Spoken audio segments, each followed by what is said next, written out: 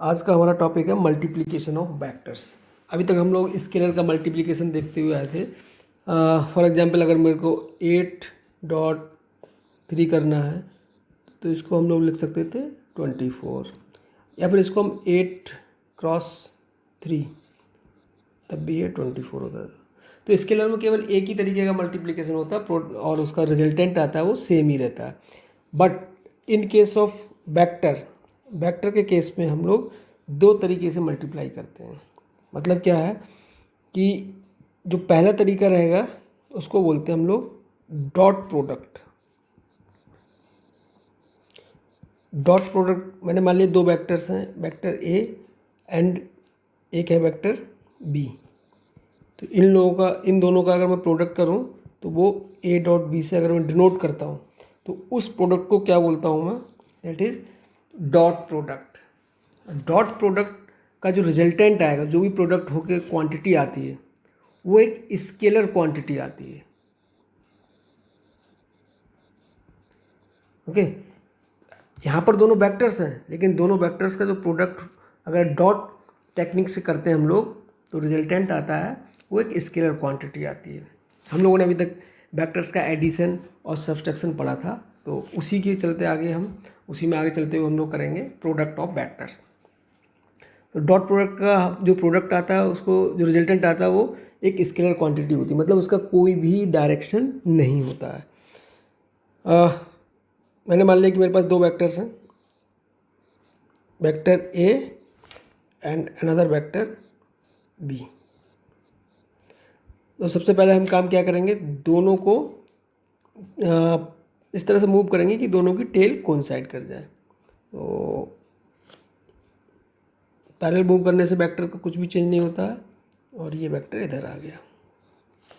Now ये angle मैंने मान लिया इनके बीच का एंगल क्या है, theta.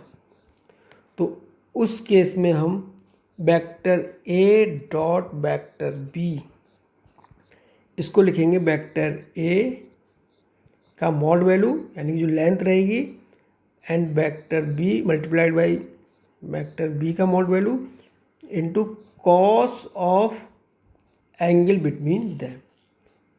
This will be the formula for dot product. और ये कैसी क्वांटिटी आ गई, ये स्केलर क्वांटिटी है, ये स्केलर क्वांटिटी है और ये स्केलर क्वांटिटी है। ये टोटल क्वांटिटी कैसी रहेगी, एक स्केलर क्वांटिटी आ जाएगी। ओके, तो अब अगर मैं थीटा की वैल्यू चेंज करके देखूं, ए डॉट बी के तीन स्पेशल केस लेता हूं। Theta is equal to 0, 90 and 180 degree. क्योंकि कॉस थीटा की मैक्सिमम वैल्यू कितनी हो सकती है, मैक्सिमम वैल्यू हो सकती है 1 और मिनिमम वैल्यू -1। तो उसी के अकॉर्डिंगली मैंने तीन केस बना लिए, एक बीच का मैंने केस बना लिया है। तो अगर दोनों के वेक्टर्स के बीच का एंगल 0 डिग्री है, in that case A dot B will be equal to A B, मैं मॉड के लिए सिंपल ऐसे लिख देता हूँ बिगर वेक्टर लगाए हुए, into cos of 0। Cos of 0 क्या रहता है, दैट इज 1 ए बी। ये मैक्सिमम वैल्यू हो गई। अगर दो वेक्टर्स के बीच में एंगल 0 है then A dot B will be maximum. A dot B will be maximum when theta is equal to 0। और थीटा इज इक्वल टू 0 पर क्या हो गया, कॉस मैक्सिमम हो गया, cos zero is equal to 1, that's why dot product is maximum. और A dot B minimum होने के लिए हमारे लिए क्या चाहिए, कॉस थीटा की minimum value that is the -1। उस केस में कॉस कितना होगा, 180 degree. Theta is equal to 180 degree. तो इसमें क्या हो जाएगा, कॉस ऑफ 180 कितना होता है, -1। सो ए डॉट बी हो जाएगा A B cos 180 degree, that is -a into B. ये स्केलर्स हैं कि सिंपली मैग्नीट्यूड है। This is the minimum value of A dot B when angle is 180 degree. मतलब एक वेक्टर इधर है और दूसरा वेक्टर इधर है, उस केस में ये मिनिमम होगा। और जब एक वेक्टर इधर है और दूसरा वेक्टर भी इधर ही है, उस केस में दोनों के बीच का एंगल कितना रहेगा, 0 degree, and in that case A dot B maximum रहेगा। और एक केस ले लिया theta is equal to 90 degree, यानी दोनों के बीच में एंगल 90 डिग्री है परपेंडिकुलर टू ईच अदर। उस केस में A dot B will be equal to cos A dot B will be equal to A B cos of 90 degree. Cos 90 कितना होता है, 0। So A dot B will be equal to 0।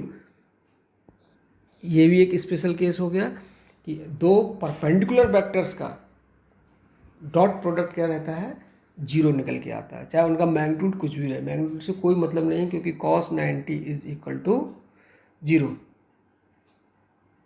Okay, अब इसका जो हम लोगों ने ये फार्मूला पढ़ा, इसका फिजिकल सिग्निफिकेंस अंडरस्टैंड करते हैं, क्योंकि यही हमको समझना ज़रूरी है और इसी का हम लोग फिजिक्स में बहुत यूज़ करेंगे। इसको समझना बहुत ज़्यादा ज़रूरी है, फार्मूले से ऐसे कुछ समझ में नहीं आता है। इसका कहाँ पर यूज़ होगा और क्या इसका मतलब है, क्योंकि फील लाना फिजिक्स में उतना ही ज़रूरी है जितना कि मैं तो कहना चाहूँगा कि सब्जी में नमक ज़रूरी है, क्योंकि बगैर फील के करेंगे तो आप कुछ भी नहीं कर सकते, रटने से कुछ नहीं होगा। A dot B is equal to A B cos theta. मैं इसको दो तरीके से अप्रोच करूँगा। एक बार मैंने बी कॉस थीटा को एक बार लिख लिया, इसका मतलब क्या है फिजिकली, ये वेक्टर ए है, इसको मैंने बी मान लिया।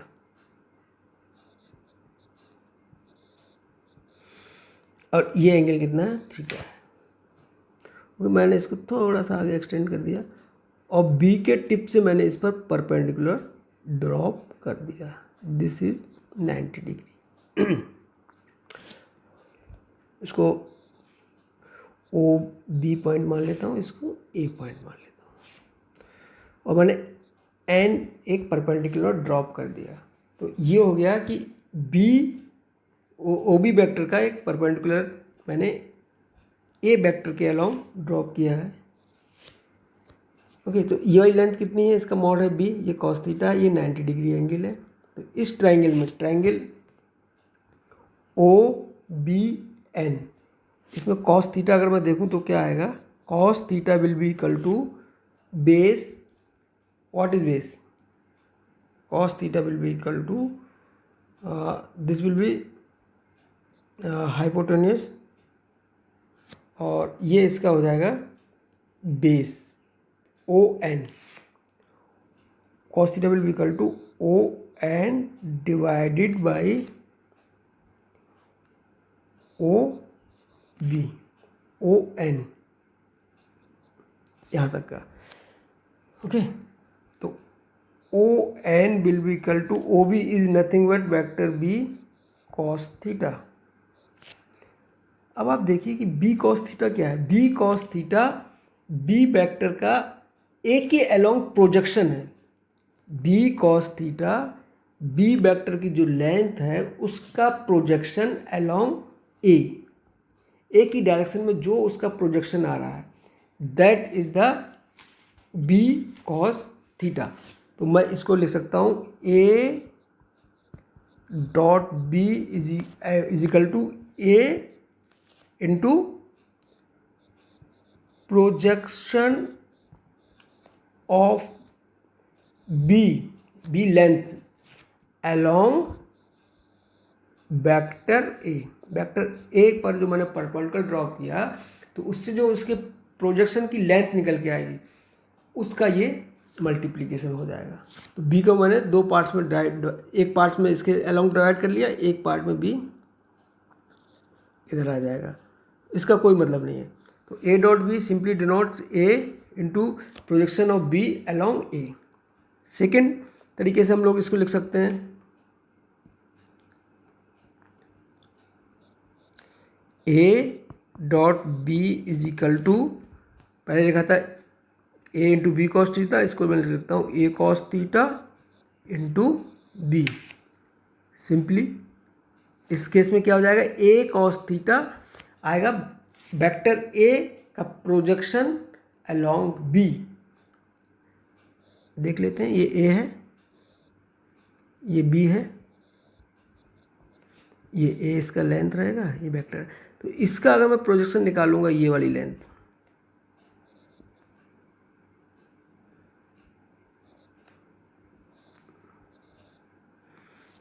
तो ये एम पॉइंट आ गया।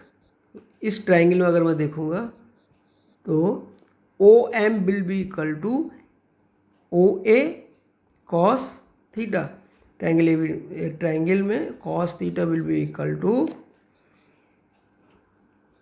ओ B divided by O A, और O B will be equal to O M, sorry O B not, this will be O,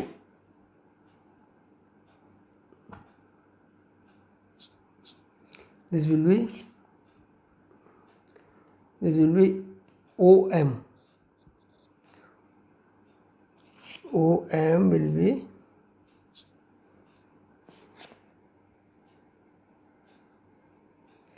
so OM will be equal to OA, that is A, इसका magnitude into cos theta.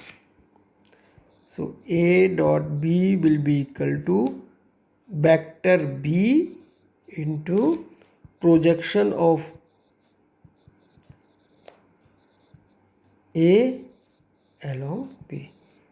दोनों में से कुछ भी लिख लें, इसका फिजिकल मतलब यही रहेगा।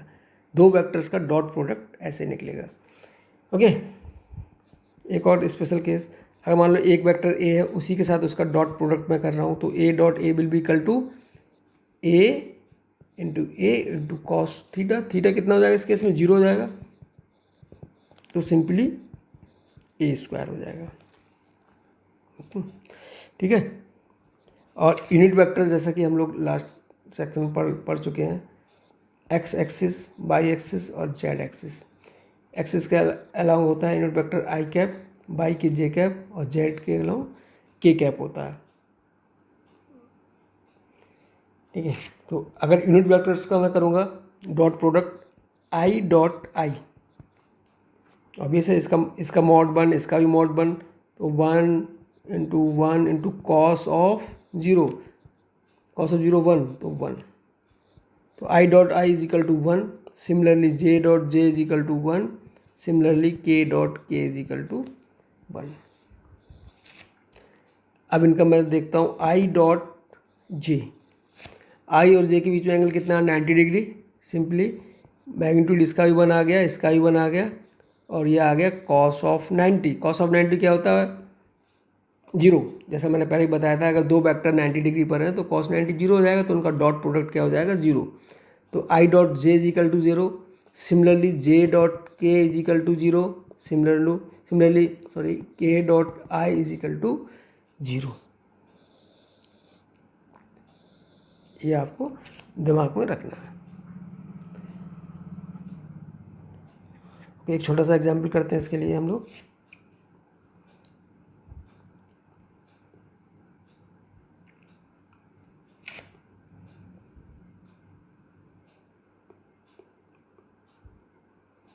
मेरे वाले एक वेक्टर ए दिया है 2i प्लस 3j, और वेक्टर बी दिया है 2i plus 3j 2k plus 3j। A dot B हम लोगों के लिए निकालना है। Simply 2i plus 3j dot 2k plus 3j। Cartesian coordinate में वेक्टर दिया हुआ है, तो इसमें हमारे लिए एंगल की कोई रिक्वायरमेंट नहीं है, क्योंकि कार्टेशियन कोऑर्डिनेट के लिए हमारे लिए बस आई डॉट आई और जे डॉट जे, ये यूनिट वेक्टर का डॉट प्रोडक्ट समझ में आना चाहिए। अगर एंगल की फॉर्म में दिया तो हम यहाँ से निकलेंगे, A dot B cos theta, A dot B is equal to A and B into cos theta. इसमें सिंपली हम लोग इसकी मल्टीप्लाई करते जाएंगे। टू का निकलेगा आई और के का होगा, 2 2 ज़ा 4, I dot K is equal to 0 and 2 3 ज़ा प्लस 2 3 ज़ा 6, आई डॉट जे ये भी 0 हो जाएगा, प्लस 3 2 ज़ा 6 जे डॉट के ये भी 0 हो जाएगा, और 3 3 ज़ा 9 और जे डॉट जे। मेरे हिसाब से केवल एक यही टर्म आई डॉट जे भी 0, आई डॉट के यही टर्म बचेगी जे डॉट जे। तो 9 will be the answer. Okay, एक और एग्जाम्पल छोटा सा।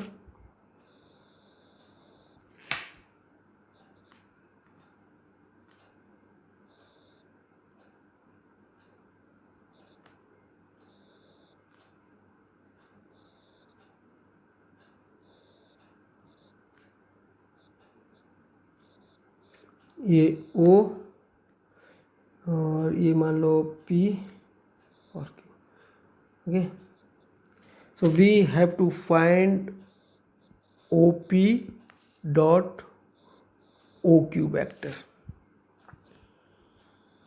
सर्किल है, सर्किल का रेडियस मैंने R मान लिया। सिंपल तरीका है, आपको दोनों को मैग्नीट्यूड पता है, मैग्नीट्यूड R है और ये एंगल आपको पता है, तो this will be equal to mod of OP mod of OQ into cos of angle, that is pi plus 30। OQ ये R into R cos pi plus 30। इसमें क्या रहता है, आल साइन टेन कॉस, इसमें निगेटिव रहेगा तो ये आ जाएगा साइन ये कॉस ऑफ -30 आर स्क्वायर और cos of with minus sine 30 degree cos 30, इसका आंसर हो जाएगा। ठीक है, तो ये हमारा डॉट प्रोडक्ट कंप्लीट होता है। अब नेक्स्ट इसका हमारा जो टॉपिक रहेगा cross product of two vectors.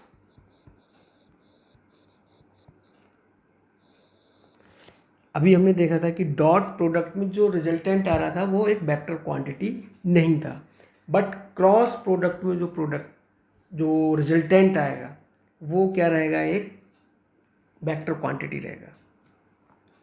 Okay, पहले मैं एक बढ़िया सा डायग्राम ड्रॉ करता हूँ, देखते हैं डायग्राम अच्छा बनना चाहिए। एक मैंने एक प्लेन को दिखा रहा हूँ कि इसको 3D में समझना पड़ेगा, दैट्स वाई मैंने एक प्लेन दिखा दिया। इसमें दो वेक्टर्स हैं, one vector is a and another vector is, इसको थोड़ा सा बढ़िया सा करते हैं, स्टैंडर्ड लगेगा। यस,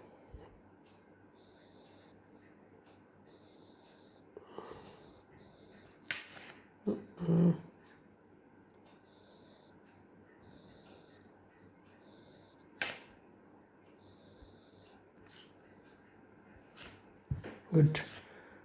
नाउ मैंने दो वेक्टर्स ले लिए, वन वेक्टर इज, इसी प्लेन में दो वेक्टर्स हैं,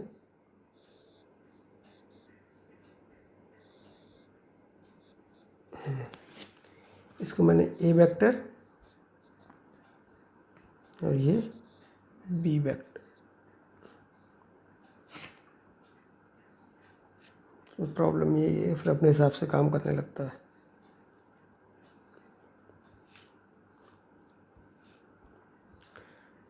this vector is vector A and this vector is vector B. ये दोनों वेक्टर इसी प्लेन में है, जो ये प्लेन मैंने एक बना दिया है, इस प्लेन में ये एंगल मैंने मान लिया इसका थीटा। ये इस प्लेन में लाई कर रहे हैं दोनों वेक्टर्स और इनके बीच का एंगल है थीटा। तो इसको डिनोट करते हैं A cross B. That will be equal to पहले की तरह है mod of A mod of B. अब वहाँ कॉस आता था, यहाँ पर आ जाएगा sine theta, where theta is the angle between this two vector. अब जैसे मैंने पहले बोला था कि इसका जो रिजल्टेंट आएगा वो एक वेक्टर क्वांटिटी रहेगा, तो इसमें मेरे को एक वेक्टर एन कैप लगाना पड़ता है जो कि एक यूनिट वेक्टर है। अब ये यूनिट वेक्टर तो इसकी डायरेक्शन क्या होगी, इसकी डायरेक्शन होगी जो कि ए और बी दोनों के ही परपेंडिकुलर होगी। ये बोलना बहुत आसान रहता है लेकिन इसको समझना है हमारे लिए। लेट अस टेक फील्ड, क्या करना है हमारे लिए, जो प्लेन है हमारे पास, जो ये जो प्लेन है पी क्यू आर एस, ये 2 डायमेंशन में एक प्लेन है, प्लेट टाइप की बिछी हुई है, उसी में 2 वेक्टर्स हैं, ऐसा समझ लीजिए। अब मुझे अपनी जो राइट हैंड का जो पाम है इसके परपेंडिकुलर खड़ा करना है, राइट हैंड का पाम इसके परपेंडिकुलर। मैं यहाँ पर ऐसे छोटा सा बनाता हूँ,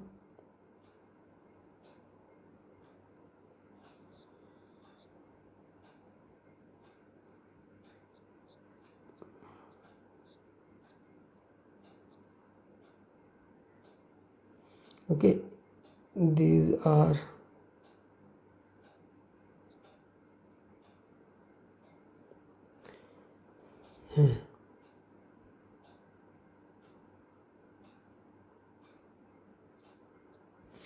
ये राइट हैंड मैंने इसी प्लेन के परपेंडिकुलर, ये राइट हैंड पाम का प्लेन,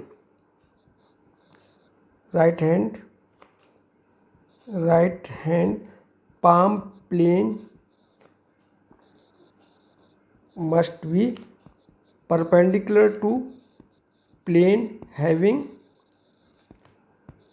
बोथ वेक्टर्स।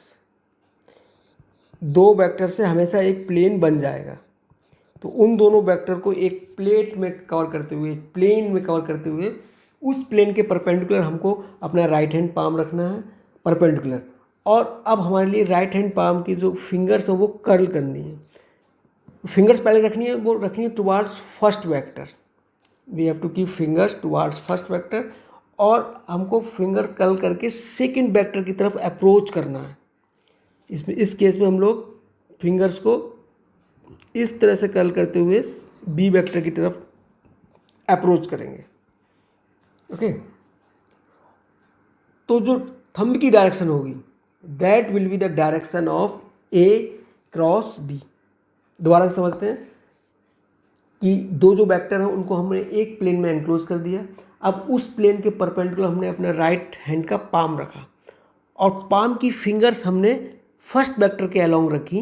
अब हमको फर्स्ट वेक्टर के अलोंग जो फिंगर्स रखी उनको धीरे धीरे कर्ल करते हुए सेकंड वेक्टर की तरफ अप्रोच करना है। तो जो इस प्रोसेस में जो थंब की डायरेक्शन रहेगी, थंब की डायरेक्शन जो एकदम से अपर डायरेक्शन आ रही है इस केस में, तो that will denote your N cap. हाँ, इसमें एक जो इम्पोर्टेंट बात है जो हम लोग भूल जाते हैं वो है कि ये जो कर्लिंग की डायरेक्शन होनी चाहिए वो छोटे से छोटे एंगल की तरफ होनी चाहिए। मतलब मैं इधर से भी कर्ल कर सकता था यूँ करके, तो मेरे को बहुत बड़ा एंगल कर्ल करना पड़ता।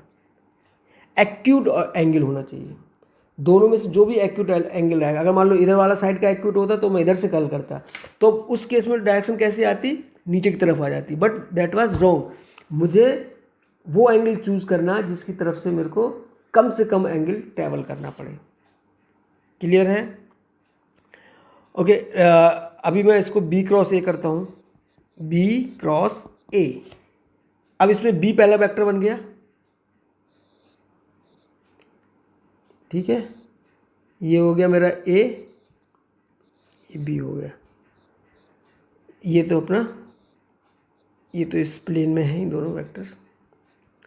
नाउ अब मेरे को कर्ल करके इसके प्लेन के परपेंडिकुलर मेरे को अपने वो रखनी है पाम, और फिंगर्स मुझे किस तरफ करनी है, बी वेक्टर की तरफ, फर्स्ट वेक्टर की तरफ। बी वेक्टर है फिर जो फर्स्ट वेक्टर। अब फर्स्ट वेक्टर से मुझे अपनी फिंगर्स को कर्ल करके लेके आना है टुवर्ड्स सेकंड वेक्टर।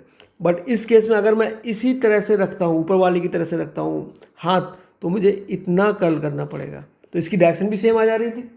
नहीं, तो मैंने अभी जो बोला था कि एंगल कैसा रहना चाहिए कर्लिंग का एंगल, ये बहुत इंपॉर्टेंट चीज़ है। Curling angle must be acute.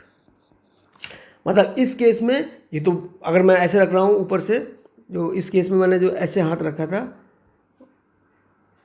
तब तो ये एक्यूट एंगल आ जा रहा, तो ये वाला एंगल मैं नहीं ले सकता, मुझे को एक्यूट एंगल लेना है, ये तो ऑब्ट्यूस एंगल हो गया। तो इस केस में मुझे उल्टा रखना पड़ेगा। उल्टा जब मतलब मेरा थंब इस प्लेन के अंदर जा रहा होगा, वो उस तरीके से मुझको रखना पड़ेगा अपना पाम के लिए। पाम इसके परपेंडिकुलर रहेगी, पाम की जो फर्स्ट फिंगर रहेंगी वो बी की तरफ रहेंगी, और बी से मैं ए की तरफ टेंड करूँगा।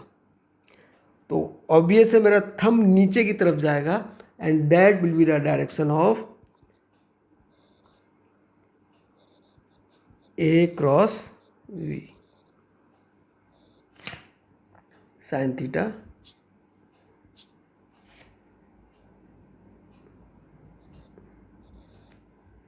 बी ए, और ये साइन थीटा, और ये एन कैप इधर ऊपर की तरफ था तो नीचे की तरफ हो जाएगा माइनस एन कैप, क्योंकि ये इसके अपोजिट आएगा। इस केस में अगर मैं हाथ का डायग्राम बनाना चाहूँ तो कुछ ऐसे आएगा, थंब नीचे जाएगा और ये जो है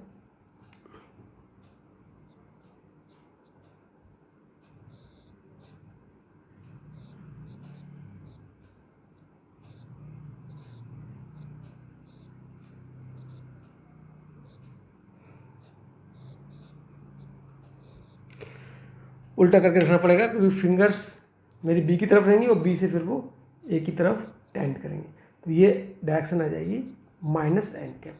तो दोनों से अगर आप देखेंगे, दोनों की डायरेक्शन ए क्रॉस बी और बी क्रॉस ए की डायरेक्शन अपोजिट आ गई, मैग्नीट्यूड बराबर है, यानी A cross B is equal to minus B cross A, because vector की डायरेक्शन दोनों में अपोजिट हो जाएगी।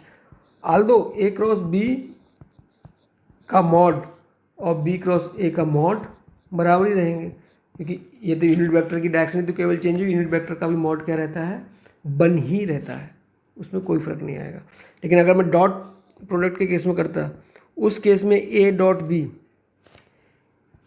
ए बी कॉस थीटा आ रहा था, अगर मैं बी डॉट ए भी कर देता, क्योंकि डायरेक्शन का कोई सेंस ही नहीं था, तो बी ए कॉस थीटा आता है, यानी कि A dot B is equal to B dot A in case of dot product, but in case of cross product a cross b is not equal to b cross a। चलो हम कुछ cases analyse करते हैं। Let us see a cross b, a special case, theta is equal to 0, 90, 180, यही 3 case रहेंगे। जब theta is equal to 0 है तो ए क्रॉस बी, हम लोगों ने जो फॉर्मूला देखा था, that is mod of A mod of B and that is sine of 0 and N cap. ये एन कैप की आपको डायरेक्शन पता है, N cap is perpendicular to both A B, यानी कि ए बी जिस प्लेन में होंगे उस प्लेन के परपेंडिकुलर रहेगा और डायरेक्शन रहेगी राइट हैंड, पाम रूल से इसकी डायरेक्शन निकलती है। इस केस में थीटा इज इक्वल टू 0 तो साइन 0 0 हो जाएगा, तो A cross B will be equal to 0 minimum, minimum 0 और नेगेटिव भी होगा इसका, मैक्सिमम कितना होता है 1 होता है। Theta is equal to 90 degree, यहाँ पर मैक्सिमम आएगा 1, A cross B is equal to mod of A mod of B sine of 90 into N cap, तो ये 1 हो जाएगा, तो mod of A and mod of B N cap. Vector जरूर आना है इसमें भाई, this is a vector quantity. इस केस में साइन 90 की वैल्यू मैक्सिमम होती है, तो इस केस में ए क्रॉस बी इज मैक्सिमम। अगर डॉट प्रोडक्ट की बात करेंगे तो कॉस 90 0 होता है, तो उस केस में वो 0 आ रहा था, and theta is equal to 180 degree, again cos sine 180 degree कितना होता है 0, तो इस केस में ये क्या आ जाएगा 0, sine 180 degree is equal to 0। अब सेम वेक्टर का सेम सही करता हूँ मैं, ए क्रॉस ए क्रॉस ए इनके बीच में एंगल कितना हो गया 0, mod of A sine of 0 N cap. Obvious है, साइन 0 ही 0 हो गया तो ए क्रॉस ए 0। मतलब एक वेक्टर का खुद से अगर मैं क्रॉस प्रोडक्ट करूं तो कितना आता है 0, बिकॉज उनके बीच में एंगल कितना है 0। अर्लियर हमने देखा था कि उसी वेक्टर का मैं अगर डॉट प्रोडक्ट खुद के साथ करता हूं तो वो ए स्क्वायर आ रहा था, क्योंकि उसमें cos 0 is equal to 1। Unit vectors का देख लेते हैं हम लोग, क्योंकि आई जे के जो आप हमारे यूनिट वेक्टर्स हैं स्पेशल केसेस में उसको हम देखते हैं। आई डॉट आई कितना आया था 1 आया था। इस केस में आई क्रॉस आई एंगल 0 हो गया, कितना आएगा 1 मॉड इसका 1 साइन 0 इजिकल टू 0, यानी कि आई क्रॉस आई जे क्रॉस जे के क्रॉस के इजिकल टू 0। अब इसका उल्टा करते हैं, आई क्रॉस जे आई जे के, आई से हम कहाँ जा रहे हैं जे की तरफ, आई टू जे, और इसका प्लेन आ गया। मैं आई की तरफ कर्ल करूँगा, मतलब फिंगर्स करूँगा, पाम इसके परपेंडिकुलर रखूँगा, पाम परपेंडिकुलर रखूँगा मतलब के पैरेलल, के एक्सिस के पैरेलल, और आई से मैं जे की तरफ टर्न करूँगा, आई टू जे, और मैं किधर मेरा थंब किधर पॉइंट कर रहा है के की तरफ, तो I cross J will be equal to K cap. J cross I similarly J की तरफ और के की तरफ, तो ये क्या आ जाएगा J cross K is equal to I cap. And now K cross I, K से आया, K cross I will be equal to J cap. Okay, अगर मैं जे क्रॉस आई करूँगा तो जे की तरफ करूँगा और मैं पीछे की तरफ से जाऊँगा तो ये माइनस के की तरफ आ जाएगा। तो वैसे भी I cross J A cross B is equal to minus B cross A, तो J cross I will be equal to minus K cross J will be equal to minus I, and I cross K is equal to minus J. इसका एक easy तरीका है, वो ही हम लोग सब ज़्यादा याद रखते हैं। एक आप क्लॉक वाइज करके सर्कल बना लीजिए, एक तरफ आई देन जे देन के। अगर हम क्लॉकवाइज मूव कर रहे हैं तो ये पॉजिटिव आएगा, I cross J will be equal to K cross I will be equal to J, and J cross K will be equal to I. और एंटी क्लॉकवाइज आ गया, क्लॉकवाइज मूवमेंट में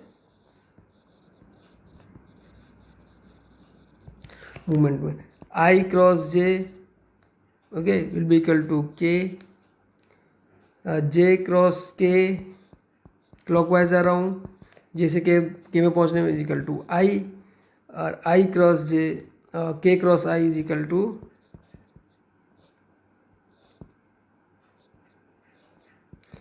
जे। अगर मैं एंटी क्लॉकवाइज मूवमेंट कर रहा हूँ तो ये माइनस साइन आ जाएगा anti clockwise,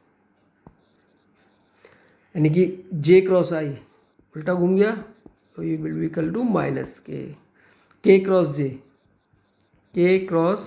J will be equal to minus I cross K, ये भी मैं एंटी क्लॉकवाइज आ रहा हूँ तो कितना हो जाएगा equal to minus J. Okay, छोटे छोटे दो एग्जाम्पल्स कर लेते हैं।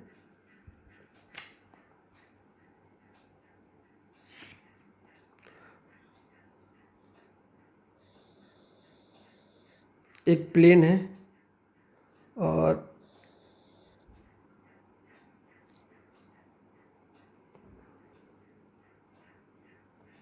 दो वेक्टर्स हैं,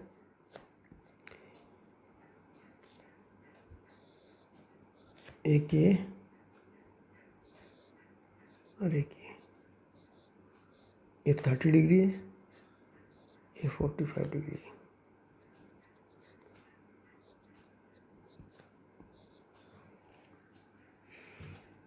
ओके, मुझे निकालना है O A, vector O A cross vector O B. Simple है, पहले तरीके से निकालता हूँ जो मुझे पता है कि दो वेक्टर के बीच में एंगल पता है। ये वाला एंगल कितना रहेगा, 180 माइनस 30 माइनस 45, यानी कि 105 डिग्री।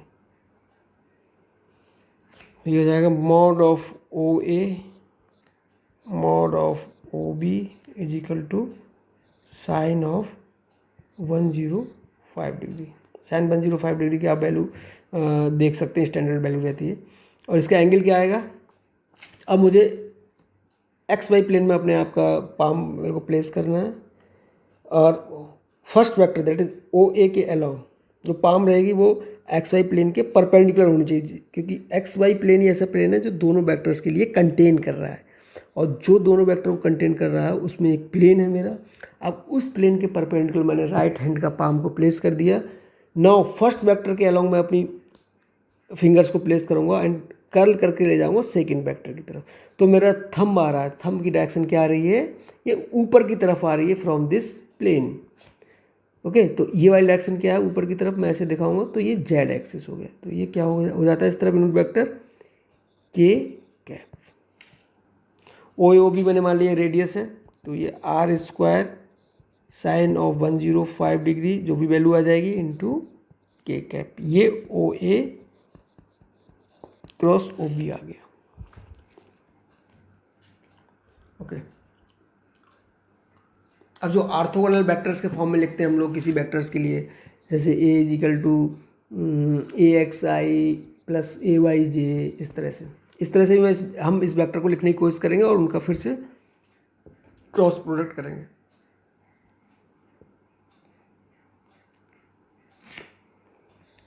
वेक्टर ओ ए, ये इससे कितना का एंगल बना रहा है, 30 डिग्री, तो ये हो जाएगा ओ ए का हो जाएगा R cos 30 I cap component plus R sine 30 J cap. Okay, and O B will be equal to R cos 45, और यूनिट वेक्टर डायरेक्शन में क्या रहेगा, माइनस आई कैप, और वर्टिकल डायरेक्शन में इसका कंपोनेंट आएगा आर कॉस साइन 45 प्लस, ये तो प्लस ही रहेगा, into J cap.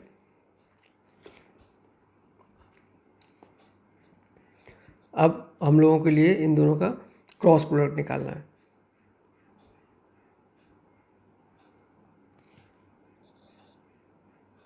cos 30 is nothing but root 3/2 into I cap plus sin 30 1/2 into R into J cap cross OB OA cross OB is R 1/√2 √2 और minus I cap plus R√2 J cap. Multiply करेंगे I cross I 0, I cross J is equal to K. Okay, I cross first terms का first terms होगा तो I cross आई आएगा वो 0 हो जाएगा, आई cross जे second का आएगा वो के आ जाएगा यूनिट वेक्टर के, और √3/2 और ये आ जाएगा तो √3/2 विद माइनस साइन, और ये आर स्क्वायर। जे का आई के साथ, जे के साथ तो 0 हो जाएगा, जे का आई के साथ जे क्रॉस आई क्रॉस जे तो क्लॉकवाइज में आ रहा था, लेकिन जे क्रॉस आई उल्टा आ जाएगा, तो ये माइनस में हो जाएगा, minus 1/2 R square and this is J cross I will be equal to minus के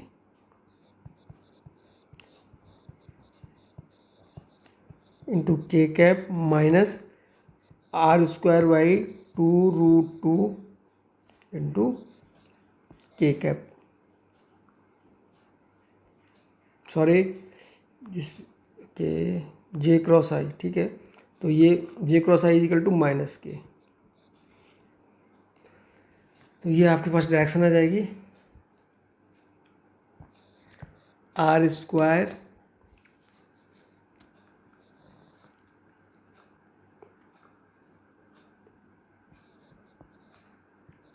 one by 2√2 minus √3/2 root.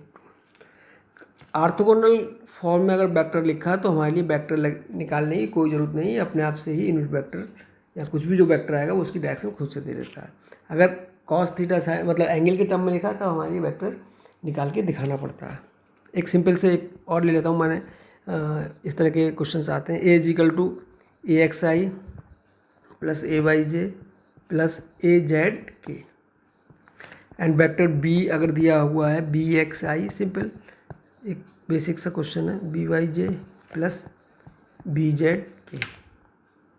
Okay, दोनों केस में मेरे को ए डॉट, एक केस में ए डॉट बी निकालना है और एक केस में ए क्रॉस बी निकालना है। ए डॉट बी ध्यान रखना है कि इसमें कॉस आता है, cos of 90 is equal to 0। जहाँ भी वेक्टर्स के बीच में 90 डिग्री एंगल बनता जाएगा उसको मैं 0 करता जाऊँगा। Okay, A X I cap plus A by J cap plus A Z K cap dot B X I cap plus B Y J cap plus B Z K cap. Now I cap I dot आई बनाएगा क्योंकि आई का जब जे के साथ होगा तो 90 degree, I dot के भी 90 डिग्री, तो 0 हो जाएगा। तो ये सिंपली आएगा A X into B X, और I dot I is equal to क्या, 1। डॉट प्रोडक्ट है भाई, डॉट प्रोडक्ट वेक्टर क्वांटिटी नहीं रहता। सिमिलरली जब ए वाई करूँगा तो J dot I is equal to 0, J dot K is equal to 0, but J dot J वाला सर्वाइव करेगा और वो आएगा A Y into B Y into J dot J. Similarly के साथ करूँगा तो ये ख़त्म, ये ख़त्म, ये के वाला ही केवल सर्वाइव करेगा और वो आएगा A Z B Z into के डॉट के। के डॉट के ये वन क्वांटिटी हो गया तो इस वेक्टर क्वांटिटी है ही नहीं। I dot I is equal to 1, A X plus B X, A Y plus B Y plus A Z into B Z, ये हो गया हमारा dot product. Cross product, this is next करते हैं cross product A cross B. ये थोड़ा सा लंबा आता है बट इसका एक छोटा सा तरीका वो वाला हम लोग फॉलो करेंगे। A X I cap plus A Y J cap plus A X A Y A Z K cap cross multiplied B X I cap B Y J cap B Z K cap. अब इनका हमारे लिए cross product निकालना है। एक तरीका हो जाएगा कि ये 3 टर्म्स में 3 इसमें, तो टोटल 9 टर्म्स आएंगे और उन 9 टर्म्स को हम लोग करते रहेंगे, तो वो थोड़ा लंबा तरीका पड़ता है। ए एक्स आई को इसको करेंगे तो आई क्रॉस आई तो 0 हो जाएगा, बट आई क्रॉस जे और आई क्रॉस के सर्वाइव करेगा। सिंपली जब मैं ये टर्म लूँगा, इस टर्म का आई जे क्रॉस आई सर्वाइव करेगा क्योंकि 90 डिग्री एंगल आएगा जे के और आई के बीच में, दोनों परपेंडिकुलर है। जे क्रॉस जे सर्वाइव नहीं करेगा, J dot J will be equal to 0 and J cross K is equal to J cross K will be again 0। तो उस तरह करने से थोड़ा सा लेंदी पड़ता है, लेकिन हम लेंदी ना करके हम लोग क्या करेंगे कि इसको क्रॉस बी निकालना है इस केस में हमारे लिए। तो हम लोग किस तरह से इसको प्रोसेस करेंगे,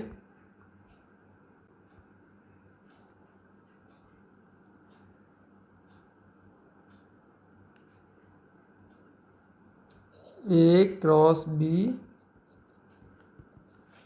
इसको मैट्रिक्स की फॉर्म में लिखेंगे। फॉर्म क्या होती है आप देख लीजिए। सबसे पहले ऊपर I J K, then first vector A X A Y A Z, then second B X B Y B Z. Okay, now इसको जब एक्सपेंड करेंगे तो I dot will be equal to this multiplied by this, यानी A Y into B Z minus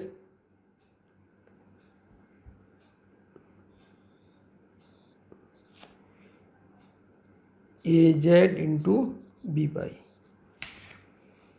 फिर से plus जे आ गया, तो जे के साथ मेरे पास ये आएगा A Z into B X, A Z into B X minus A X into B Z, plus K cap आ गया, के कैप के साथ आएगा ये दो टर्म्स आएंगी, ये और ये। पहले कौन सा आएगा? आउटर वाला पहले आता है, लेफ्ट साइड वाला पहले आएगा, दैट इज के कैप के साथ आएगा A X into B Y minus A Y into B X. इस तरीके से हम अगर ऑर्थोगोनल फॉर्म में, कार्टेशियन कोऑर्डिनेट्स फॉर्म में अगर वेक्टर दिया गया है तो क्रॉस प्रोडक्ट को हम इस तरह से हम निकाल सकते हैं। Thanks for watching. अभी हम इन सारे टॉपिक जो भी पढ़ाए हैं मैंने, उन सब पर सारे क्वेश्चंस, अच्छे क्वेश्चंस ट्राई करेंगे, और हर टॉपिक पे अलग अलग मैं क्वेश्चन ट्राई करूँगा, सो दैट पहले आप टॉपिक पढ़िए, उसके बाद उससे रिलेटेड क्वेश्चन ज़रूर ट्राई करिए, क्योंकि थियोरेटिकल कॉन्सेप्ट तभी तक आपके पास मतलब अच्छी तरीके से अप्लाई नहीं कर सकते जब तक कि आप उस पर क्वेश्चंस को नहीं लगा सकते, नहीं लगाएंगे। तो क्वेश्चन लगाना उतना ही इम्पोर्टेंट है जितना कि आपको और थ्योरी करना इम्पोर्टेंट है। Thanks for watching. अगर वीडियो अच्छा लगे तो इसको लाइक और सब्सक्राइब ज़रूर करें, और दूसरा कि कुछ भी अगर इसमें समझ में नहीं आ रहा तो मेरे को नीचे कमेंट बॉक्स में ज़रूर लगें। थैंक्स।